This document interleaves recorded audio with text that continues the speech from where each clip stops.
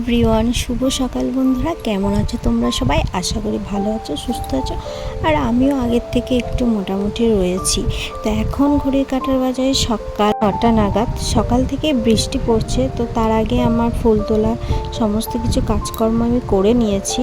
তার সেই প্রেগনেন্সির প্রথম থেকেই আমি ট্রাঙ্কটা জামা কাপড় নিই, ভেতরে ওলট পালট হয়ে যায়। আলমারি থাকলে বা শোকেস থাকলে তো সুন্দর করে গুছিয়ে রাখা যায়, আর ট্যাঙ্কি হলে কি হয়, একটা জিনিস বার করতে গেলে হাজারটা জিনিস নামাতে হয়, তলায় থাকে, খুঁজতে হয়। এই করে করে সমস্ত জামা কাপড় ওলট পালট হয়ে গেছে। তাই আজ একটু সময় পেলাম, আর বাইরে বৃষ্টিও হচ্ছে, তাই ভাবলাম যে না, আজকে জায়গাটা ট্যাঙ্কটা একটু গুছিয়ে রাখি।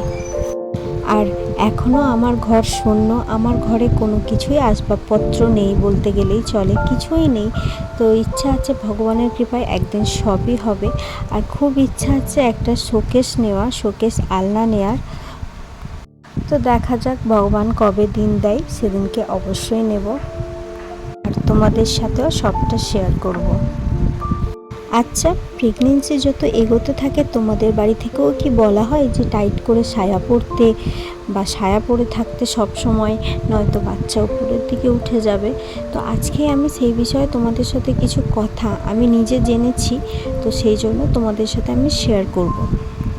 যখন আমার সেকেন্ড ট্রাইমেস্টার চলে, তখনই বাড়ি থেকে বলে দিয়েছিল যে এবার থেকে ভালো করে টাইট করে সায়া পরতে, কারণ তাদের মতামত অনুযায়ী টাইট করে সায়া না পরলে বাচ্চা উপরের দিকে উঠে যায় বা বাচ্চা বড় হয়ে যাবে, নর্মাল ডেলিভারিতে বাধা পাবে। তো এই ব্যাপারগুলোই কতটা সত্যি বা ডাক্তারবাবুরা এর সম্পর্কে কি বলেন, সেটাই আজ আমি তোমাদেরকে বলবো। প্রায় প্রতিদিনই আমি রুটি নয়তো বা মুড়ি এগুলো খাই, কিন্তু আজকে মা বটবটি বাটা করেছিল, আর গরম গরম ভাতের সাথে বাটা। আমি তো লোভই সামলাতে পারি না, কারণ বাটা দিয়ে ভাত খেতে আমার ভীষণই ভালো লাগে। বাড়ি থেকে যখন বলেছিল আমাকে টাইট করে সায়া পরতে, তো আমি হাতে গোনা কয়েকদিন পরেছিলাম, কিন্তু বিশ্বাস করো বন্ধুরা, আমার ভীষণ অসুবিধা হতো, আমার কষ্ট হতো, আর আমার মনে হতো দমটা আটকে আসছে, হাঁপিয়ে উঠতাম। তো আমি যখন এইবারে চেক আপে গেলাম, তো আমি ডাক্তারবাবুকে বলি যে সায়া পরাটা কি অত্যন্ত জরুরি, না হলে কি বাচ্চা উপরের দিকে উঠে আসবে? তো ডাক্তারবাবুর কথাগুলো শর্টকাটে বলতে গেলে কিছুটা এমনই দাঁড়ায় যে প্রেগনেন্সি যত সামনের দিকে এগোতে থাকে, তত জরায়ু বা গর্ভের ভ্রূণটিও বড় হতে থাকে, এবং তাতে আকার দেওয়ার জন্য স্বাভাবিকভাবে জরায়ুকে আকারে বড় হতে হয়।